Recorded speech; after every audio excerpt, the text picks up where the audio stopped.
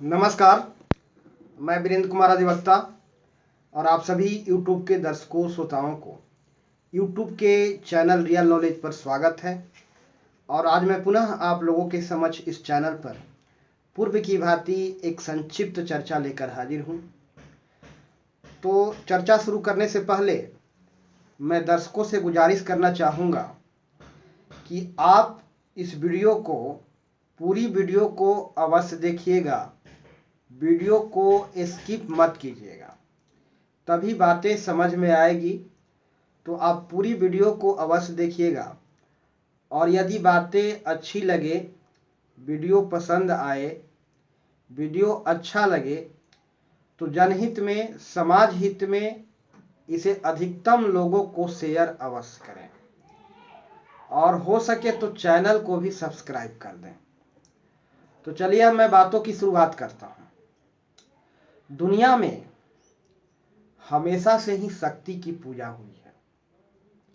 दुनिया में हमेशा से ही शक्ति की पूजा हुई है, समर्थवान की पूजा हुई है।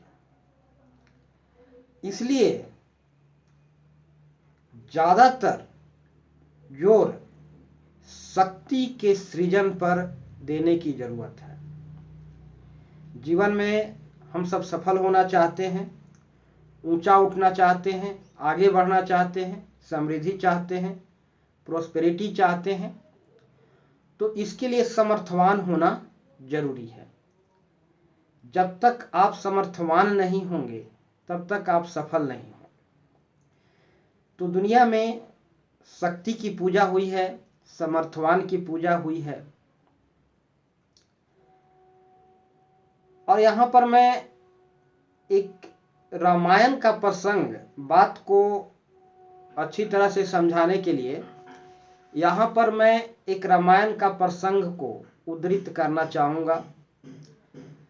ये चर्चा बहुत संक्षिप्त होगी और लेकिन यह सार गर्भित होगा।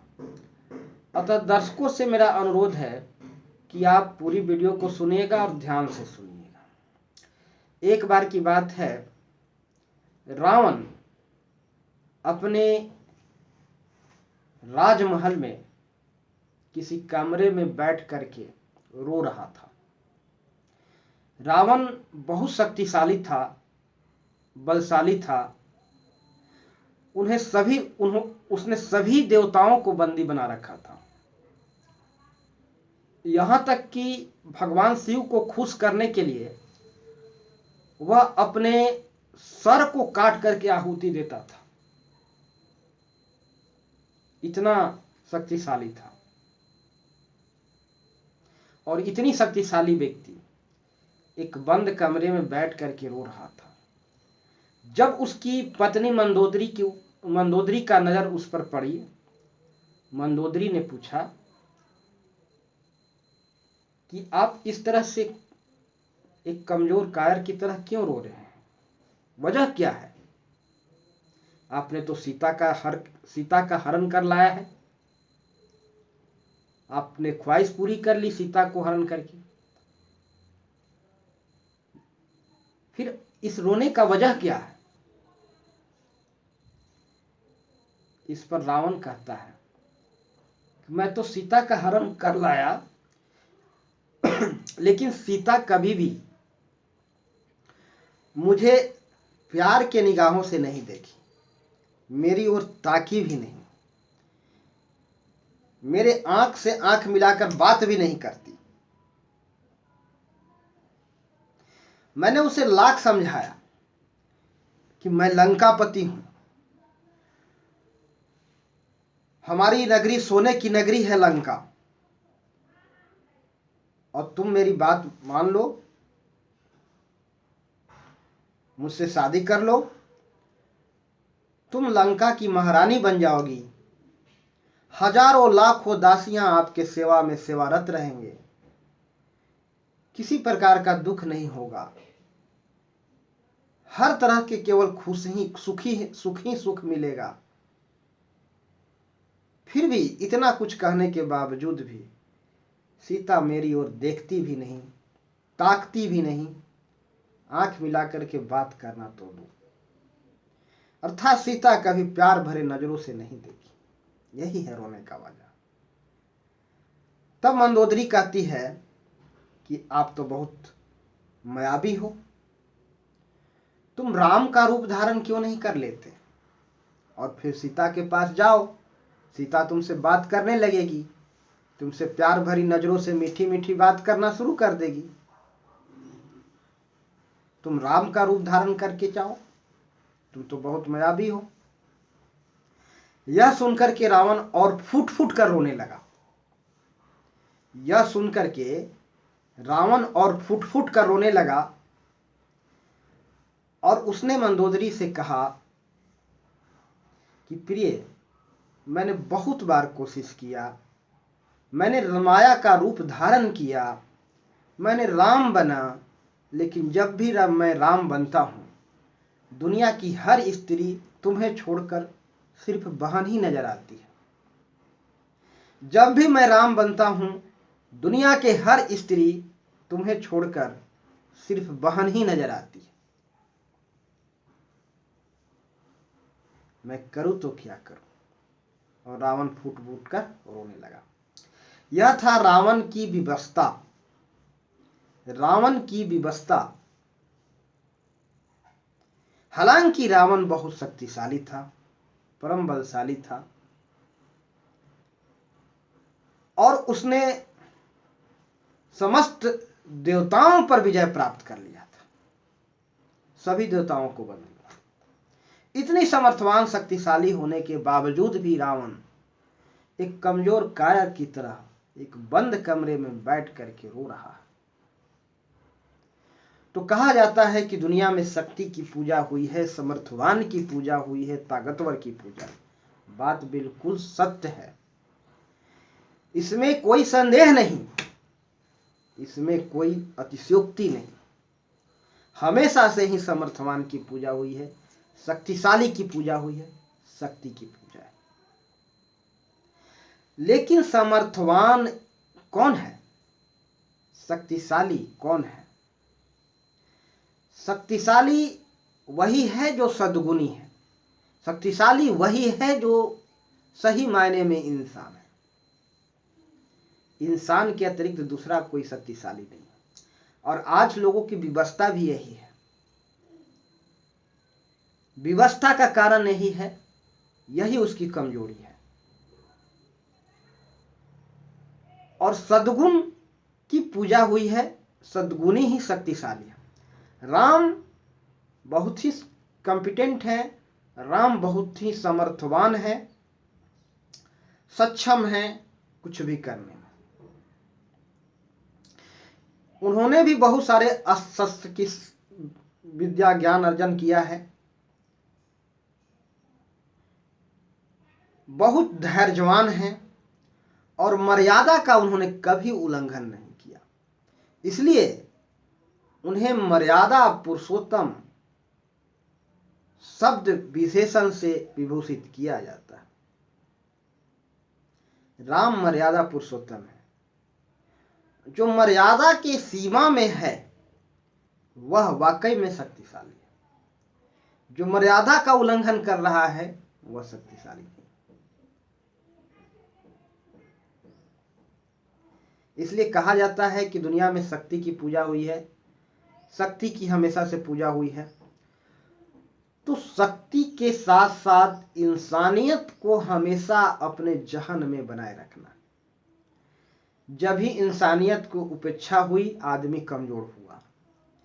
जब भी इंसानियत पर हमला हुई है, आदमी कमजोर हुआ। आदमी एक इंसान के रूप में इंसान ना रह करके आज पशुवत हो गया है, उसके आचरण पशुवत हो गए हैं। और यही वजह है कि इंसान आज इतना कमजोर है। अन्यथा इंसान का कमजोर होने का सवाल ही नहीं उठता। तो सबसे पहले इंसानियत को जीवन में उतारना जरूरी है और तभी आप समर्थवान होंगे, शक्तिशाली होंगे।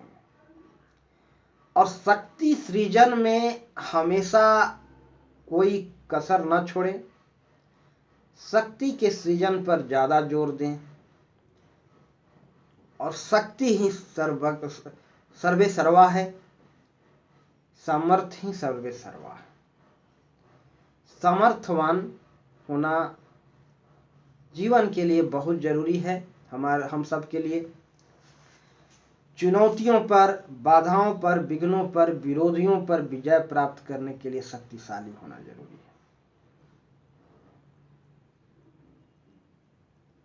जब तक आप शक्तिशाली नहीं होंगे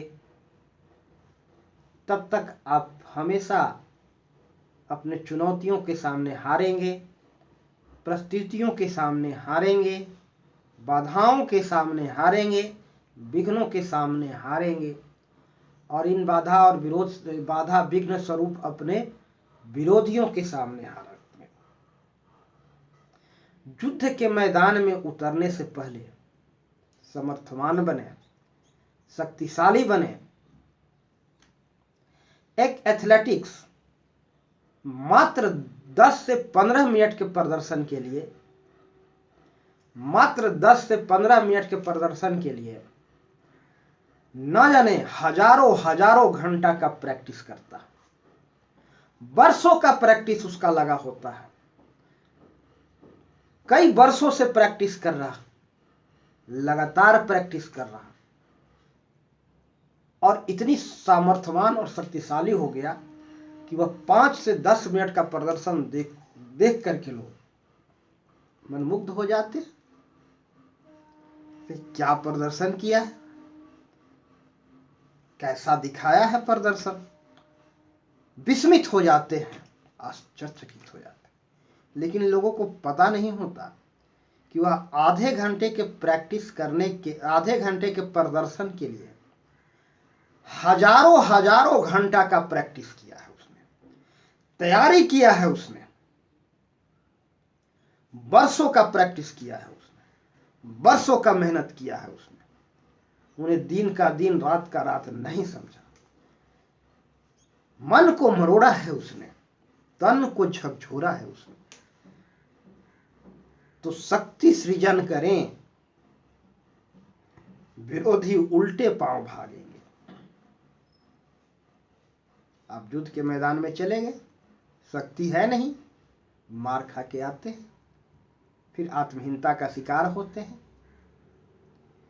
तो शक्तिशाली बने, समर्थवान बने, शक्ति के पीछे तब मैदान में उतरे। और जब आप इतनी शक्तिशाली होंगे तो विरोधी आपके शक्ति को देखकर ही उल्टे पांव भागेगा, क्योंकि उसे लगेगा कि इससे पंगा लेने में हमें केवल मार ही खाना है, इसलिए भाग जा। जीत हमेशा शक्ति की हुई, पूजा हमेशा शक्ति की हुई। राम समर्थवान थे, शक्तिशाली थे, ऐसा इसलिए कि वे एक इंसान थे। जानवर भले ही चाहे जितना भी शक्तिशाली हो, इंसान नहीं हो सकता। इसलिए जब जानवर और मनुष्य के बीच युद्ध हो तो जानवर नहीं जीतते हैं।